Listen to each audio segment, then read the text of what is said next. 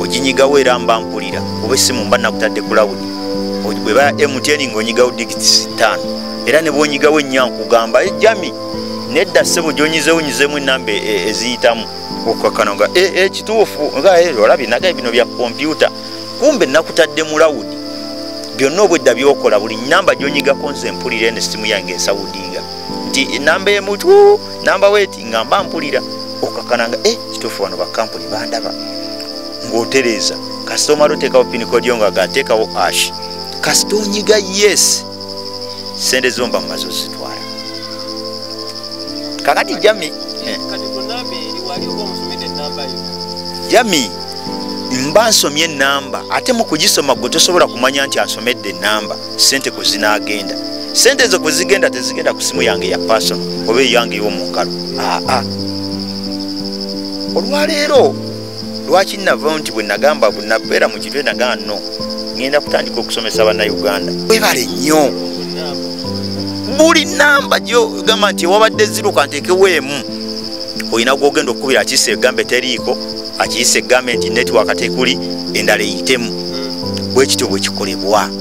kakati bwongo nze nsobola okumanya ne ŋŋamba nti 0755 ye kodi tuziyita kodi nti ye kodi gyengoba oba ye kodi gyembadde jero gye natambuddemu gyenyiga making sure nti bwemba navudde ku 5 sijja kuzzaawo 5 jateekawo 6 zino zonna ezeno nsobola ozireka nga zifaanagana kati nensooka ntambulira 0755 nenvuga eyo mpaka oba ku 10 mpaka oba ku 2 kyonna kyemba njagala bwe kityo naye nga tonnatuuka eyo mu tuzijjawo ennamba ezo zivaawa weebuuze baba ng'omunnansi yawandiisa layini bakubira batyo omuntu ku layini empandiisa eri mannya ge bamubbe ate gye eneemukubidde okumubba nesigala ng'ekyabba n'omulala we yeebuuza layini empandiise omuntu bamubba batya ng'asobola n'okumanya amubbye n'agamba nti essimu enkubidde ebadde emmanya ga Jaliya ebadde emmanya ga Emma naye lwaki olwaleero tebasobola kuvaayo okukwata abantu abo Jami essimu zebababbako ku street obufere buno buviira ddala eyo ku street kubanga we bakunyakulako essimu yo bagijjamu layini erina weetundwa bazireeta mu ghetto gye zitundwa era eriyo omuguzi waazo nga yagula buguzi layini nebayo gye batunda layini walala gye batunda memory card walala ne gye batunda essimu waki walala kakati ne mobile money sente ezo kwe zigwa era ebeera layini ndala naye kyetukubiriza bannansi oba lwaki twagala tuveeyo tubatuuseko information ye nti singa layini yeekubulako wandyekanga singa togenze ku kitongole kugikubira kibulokinga layini yo gye bujja wandyesanga mitawaana kubanga layini yegenda kukozesebwa ejje mu ghetto ekubira abantu sente zibabbibweko oba erisivinga esente zibbiddwa ku mulala ngeri ku mobile money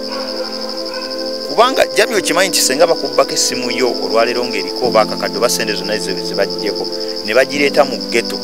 sente ezo tusobola oziggyako era zivaako pinikodi yo gw'obadde ogimanyi naye gw'omanye wabula kiikira ensinga ab'amakampani g'ebyempuliziganya olw'obutafuba nga bwe kisoboka okubangula abantu ku mitendera gye bayinza okwettanira okusobola okukuuma ensimbi zaabwe ku masimu okwewala obubbi ekikula kino olwaleero ezitukubiriza tuseevinga essente ku masimu gaffe ate ze zikolagana n'abaferi okutwala ssente zammwe mwe bakubiriza oziseevingako Jami nze ebbanga lye namala mu kintu ekyo nayiga bingi omuntu asobola n'okuggyako ssente zo Jami nga takubidde nga nsinzidde wano wensinzidde nenteekamu ennamba ye y'essimu mu apu nemanya omuwendo gwa ssente z'olinako nenzitwala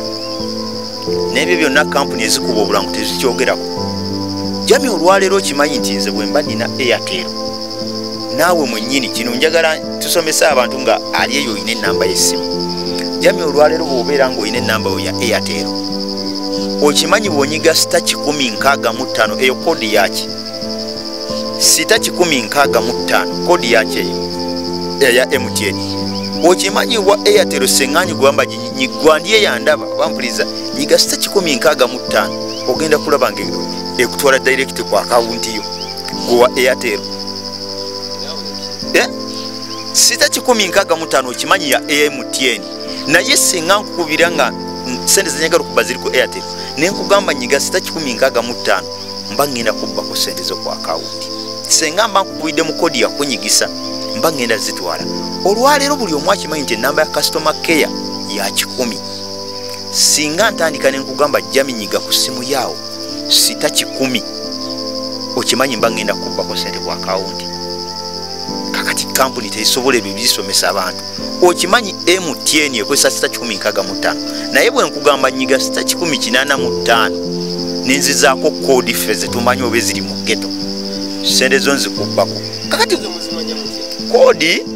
kakati gwe olwaleero bw'oba ogenda okugyayo sente oba okubako gw'osindikira ogenda 1 by 1 nyiga sita 165 ash bakuzaako options number 1 namba ki kakati olwokuba nti obufere buno obuviira ddala eri mu bitongole kodi ezira baziweereza kubanga buli mulimu ne sente wakati kodi bazikyusa buli lunaku muba omulyawo nga bagamba nti mumanyi nti kodi eri gye mubadde mukozesa okugyayo sente z'abantu ku akawunti kampuni yagijjeewo muba mulyawo bamulyengaga mwe mumanyi mu ggeto y'eribo kati bafeera banyiga naye basasudde nga nammwe nomukubi kiri kyati musoke muleete ya 5 muleete ya 2 kodi zakyuse nga bawa kodi entuufu nga munyiga gwe omuntu bw'omunyigisa omulundi gumu sita meka kati yetabuuka mu namba zino jami olwaleero omuntu ogenda omusindikira sente okimanyi nti enamba y'omuntu etandika na 07 kati mu kodi zino zetunyiga okimanyi tetuteekamu 0 kyabwe bayisita ya 0755 ntandika na 755 0 eno sigiteekako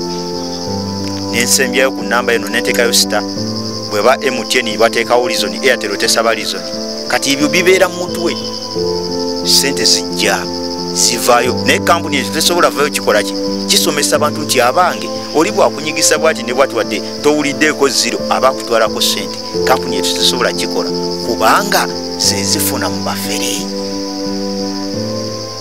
jami olwaleero app bw'ogenda ku smartphone yo n'ogenda mu Play Store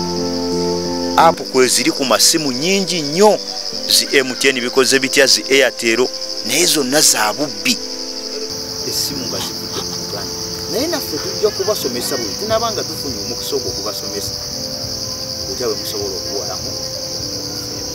abasobola otunoonyaako notusuulayo omukono mu bino byetukola otusanga okusomozebwa olwaleero naddala mu byensimbi naye tetulina batukuddeko basobola kuvaayo tusapooti kyetusaba musobola otunoonyaako mulabe nga naffe mwina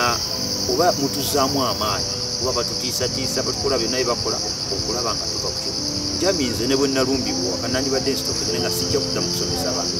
agenda kufe naye tujja kubasomesa mpaka Katonda ng'agambye nti leero lwojja okufa oba nsuubira obubaka obufunye bulungi gwe balizibbako olyanga kamanye ng'akuza n'owebbwa nze Jami Radio Uganda agundegunde omuterega.